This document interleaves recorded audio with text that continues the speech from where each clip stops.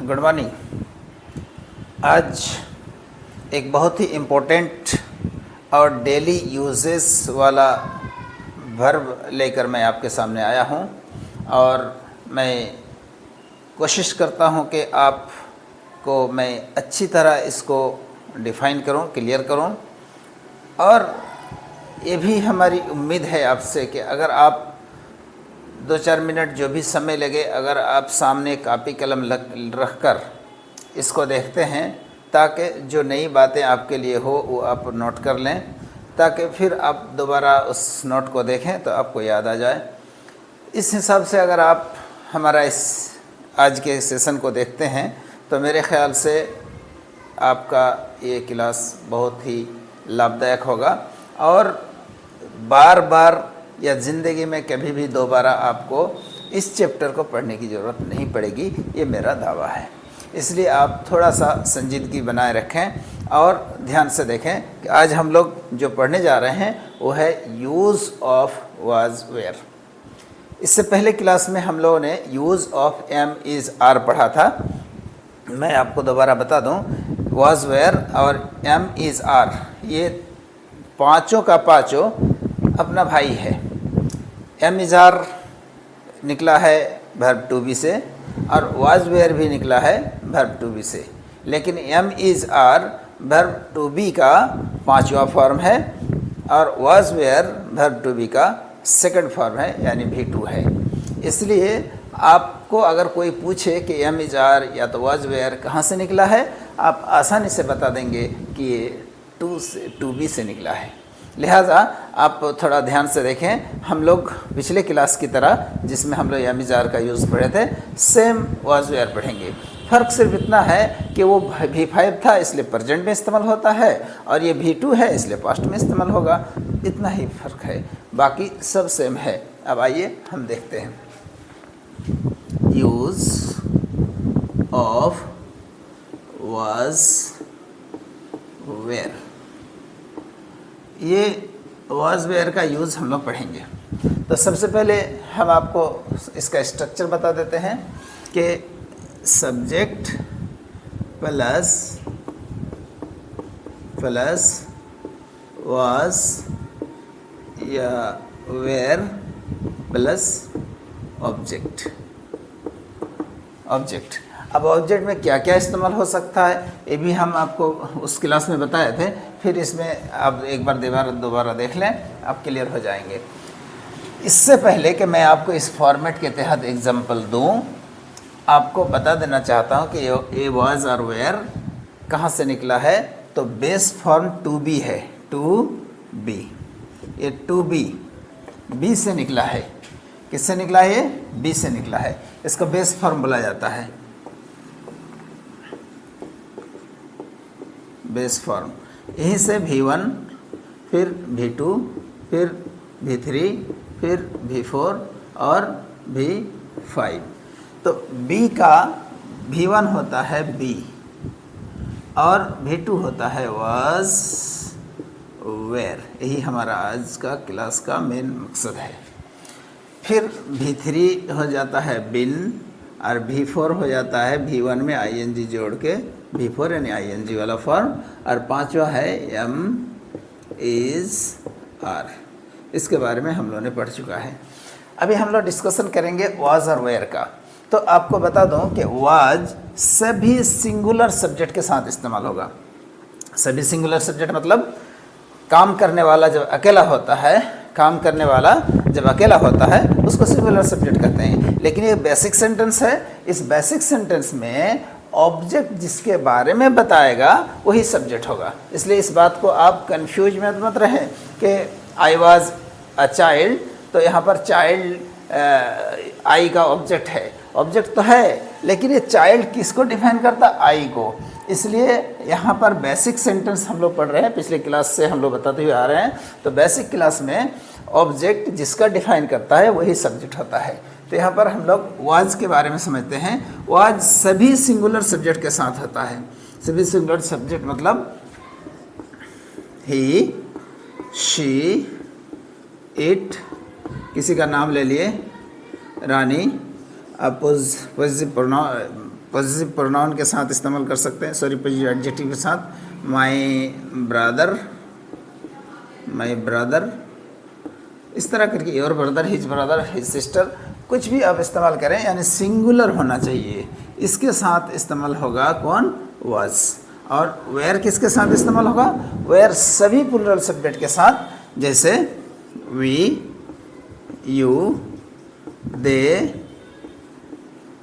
किसी का नाम ले लिया, दो आदमी का, मोनू एंड सोनू। इसी तरह माई फ्रेंड्स। इसी तरह आप एक से ज़्यादा आदमी शो करा के जो बताना चाहेंगे वो आपका प्लूरल सब्जेक्ट होगा। एक बात और बता दूं कि जब आप किसी चीज़ की तरफ इशारा करके बताना चाहते हैं तो पास्ट में अगर उसका इस्तेमाल करेंगे तो सिंगुलर जो नज़दीक इस्तेमाल होता है, जैसे कि हमने पहले क्लास में बताया है, तो वो होता है दिस। क्या होगा? दिस। और दूर में अगर होगा वही चीज़ और दूर में आप दिखा रहे होंगे तो दैट होता है। और पर ये वाज का इस्तेमाल आई के साथ भी होता है। आप अच्छी तरह जानते होंगे कि आई अंग्रेज़ लोग प्रेजेंट में प्लूरल के तौर पर इस्तेमाल करता है। आई को अंग्रेज़ लोग प्रेजेंट में प्लूरल के तौर पर इस्तेमाल करता है, लेकिन एडवांस में। लेकिन बेसिक में आई के साथ एम का प्रयोग होगा, और नहीं तो आई के साथ V1 प्रयोग होता है। चूँकि V1 प्लूरल होता है तो आई को भी प्लूरल माना जाता है। लेकिन ही आई पास्ट में जब जाता है तो सिंगुलर हो जाता है। तो ऐसी सूरत में ये सिंगुलर फॉर्मेट में आई का भी गिनती हो जाएगा। तो ये सारा का सारा सिंगुलर सब्जेक्ट है और ये सारा का सारा प्लूरल सब्जेक्ट है। इसमें भी अगर आप किसी चीज़ की तरफ इशारा करके बताना चाहते हैं और वो पास्ट की है तो दीज जब एक से ज़्यादा होगा, और दोज नज़दीक वाली चीज़ के लिए दीज का इस्तेमाल किया जाता है और दूर वाली चीज़ों के लिए दोज का इस्तेमाल किया जाता है। इन सारे के साथ वाज का प्रयोग होगा। तो इस तरह करके हम लोग वाज का इस्तेमाल किसके साथ होगा, वेयर के इस्तेमाल किसके साथ होगा, ये आपको थोड़ी बहुत समझ में आ गई। अब हम लोग इस फॉर्मेट जो स्ट्रक्चर आपको दिखाया गया है, इस स्ट्रक्चर के तौर पे अब एग्जांपल लेंगे। आप ध्यान से देखेंगे, ये आपका बेसिक कॉन्सेप्ट था, इसलिए मैंने इसको यहाँ पहले मेंशन कर देना मुनासिब समझा। अब यहाँ देखते हैं, I, he, she, it, Rani, my friend, this, that, etc. ये सारे के साथ होगा was। अब we, you, they, Monu and Sonu, my friends,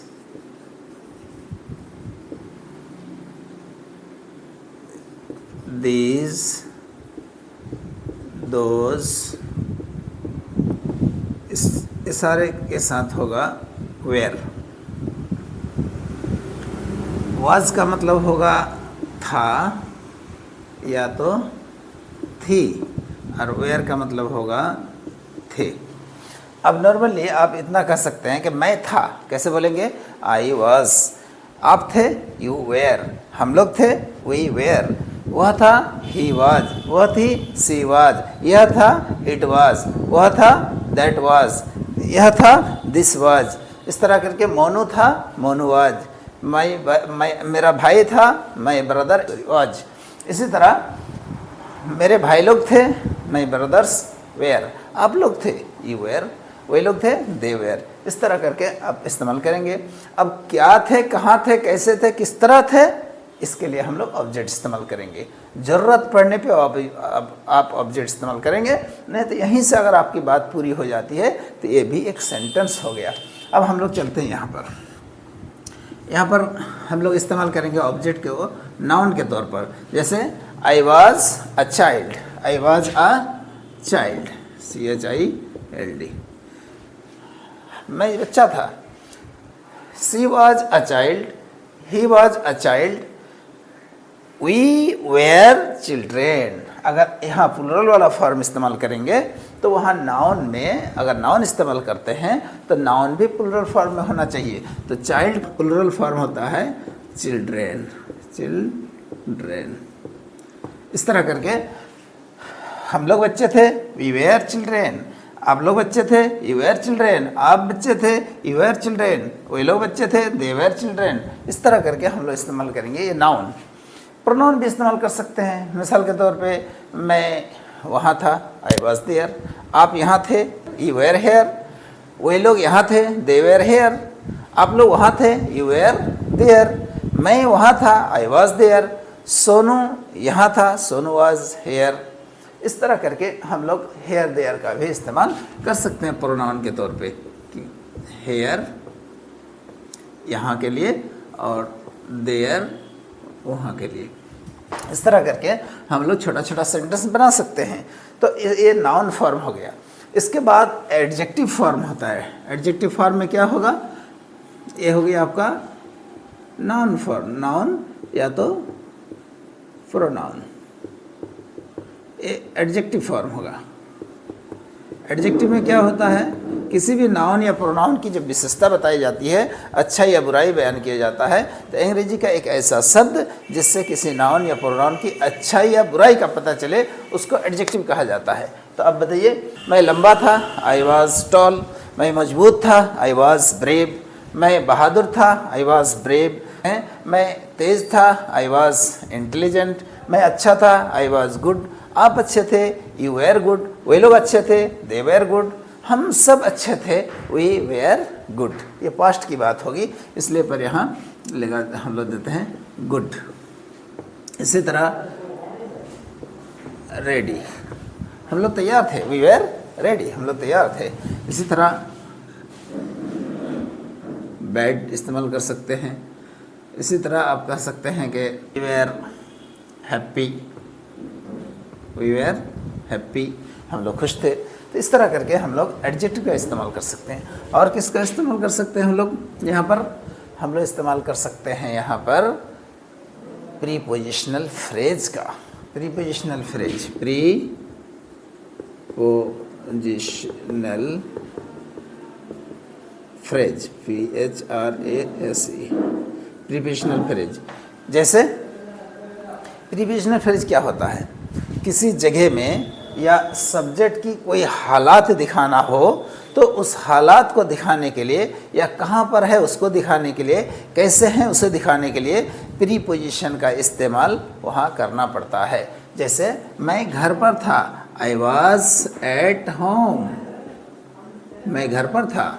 आप घर पर थे, यू वेयर एट होम। वे लोग घर पर थे, दे वेयर एट होम। मैं कार में था, आई was in a car. I was in my car, मैं अपने कार में था।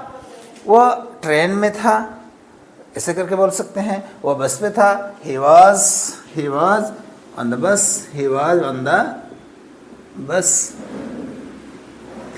आई was on the chair, you were on the chair. इस तरह करके कर सकते हैं, ऑन द चेयर। मैं घर के पीछे था, I was behind the house, behind the room, behind the building. ऐसे करके हम लोग इस्तेमाल कर सकते हैं। इसे प्रीपोजिशनल फ्रेज कहा जाता है। ये सारा ये नाउन है और नाउन से पहले आप प्रीपोजिशनल फ्रेज इस्तेमाल करते हैं, तो ये आपका हो गया। तो इस तरह करके आप क्या कर सकते हैं, प्रीपोजिशनल फ्रेज का इस्तेमाल कर सकते हैं। कहाँ, वॉज और वेयर के बाद। इसके अलावा आप इस्तेमाल कर सकते हैं पॉजिटिव प्रोनाउन। पॉजिटिव प्रोनाउन क्या होता है, जब आप किसी चीज़ का इशारा किसी सब्जेक्ट के तरफ करना चाहते हैं तो अंत में पॉजिटिव प्रोनाउन का इस्तेमाल किया जाता है। और पॉजिटिव प्रोनाउन के बाद कुछ भी नहीं होगा, ये अंत सेंटेंस का आखिरी शब्द होगा। इसलिए देखें प्रीपोजिशन पोसेसिव प्रोनाउन, जैसे आई के लिए मेरा का इस्तेमाल होता है माइन, MI यानी माइन। इसी तरह योर्स, इसी तरह हिज, इसी तरह हर्स, इसी तरह देयर्स। तो इस तरह करके हम लोग इस्तेमाल कर सकते हैं। जैसे इट वाज माइन, ये मेरा था। इट वाज योर्स, ये आपका था। इट वाज हिज, ये उसका था। इट वाज हर्स, ये उसका था। इट वाज देयर्स, ये उन लोगों का था। इट वाज आवर्स, ये हम लोगों का था। इसका एक ट्रांसलेशन ऐसे भी होता है, ये मेरा ही था, इट वाज माइन। ये आप ही का था, इट वाज योर्स। तो इस तरह करके भी हम लोग इसका दो ट्रांसलेशन कर सकते हैं। तो इस तरह करके हम लोग पोसेसिव प्रोनाउन का भी इस्तेमाल कर सकते हैं। इसी तरह आप पॉजिटिव एडजेक्टिव का भी इस्तेमाल कर सकते हैं। कैसे? ये हो गया पोसेसिव एडजेक्टिव। जैसे my, your, his, her, their, THEIR, their, our, its, plus noun, ऐसे भी इस्तेमाल कर सकते हैं। मिसाल के तौर पे this was my pen, it was your pen, that was your shirt. इस तरह करके योर के बाद शर्ट, तो इस तरह करके हम लोग कर सकते हैं माई पेन, ये मेरा कलम है, मेरा कलम था। योर पेन, यानी नाउन से पहले आपका ये पॉजिटिव एडजेक्टिव का होना ज़रूरी है। तो इस तरह करके हम लोग इस्तेमाल कर सकते हैं। आप ऐसा भी कर सकते हैं, he was in London, I was in Nepal, you were in Bangladesh. इस तरह करके ये सारा फॉर्मेट अगर आप अच्छी तरह इस्तेमाल कर लेंगे तो मेरे ख्याल से आपका बेसिक भी कंसेप्ट क्लियर हो जाएगा और नया सेंटेंस भी आप बना पाएंगे। अब मैं आपको रिकमेंड करना चाहता हूँ कि जितना फॉर्मेट हमने यहाँ दिखाया, आप कोशिश करेंगे सारे सब्जेक्ट के साथ आप अलग अलग करके 10 वर्ड आप इस्तेमाल करेंगे हर एग्जाम्पल के साथ। मिसाल के तौर पे ये सारा सब्जेक्ट एक जगह दे दिए, उसका वर्स दिए, उसका नाउन इस्तेमाल करेंगे 10। फिर इसी तरह प्लूरल फॉर्म सब्जेक्ट का दे देंगे, वेयर दे देंगे, फिर यहाँ पर इस्तेमाल करेंगे 10 नाउन। तो ये एक एग्जाम्पल हुआ। फिर इसी तरह उसके बाद फिर सेम ऐसा फॉर्मेट होगा, आखिर में एडजेक्टिव हो जाएगा। फिर ऐसा फॉर्मेट होगा, आखिर में प्रीपोजिशनल फ्रेज होगा। फिर ऐसा फॉर्मेट होगा, फिर पॉजिटिव प्रोनाउन होगा। फिर इसी तरह फॉर्मेट होगा, उसके बाद पॉजिटिव एडजेक्टिव होगा। इस तरह करके आप कोशिश करें। मैं समझता हूं कि अगर आप इस फॉर्मेट को अपनी डायरी या कॉपी में नोट करते हैं तो इसके बाद जो भी स्टेप आएगा आपके लिए बहुत ही इजी हो जाएगा, बहुत आसान हो जाएगा। उम्मीद करता हूं कि आप इसे ऐसे ही फॉलो करेंगे। आखिर में फिर आपसे एक बात हमारी रहेगी कि आपको अगर ये वीडियो अच्छी लगती है तो आप इसे सब्सक्राइब करें हमारे चैनल को, और इसे लाइक करें, और हो सके तो कोई कमेंट अगर रहे तो आप ज़रूर कर सकते हैं। मुझे इससे बड़ी खुशी होती है, इसलिए कि जब तक हम एक दूसरे को सपोर्ट नहीं करेंगे तब तक लोग आगे बढ़ नहीं पाता है। इसलिए हमें बहुत खुशी होगी यदि आप मुझे कमेंट भी करते हैं। तो थैंक यू।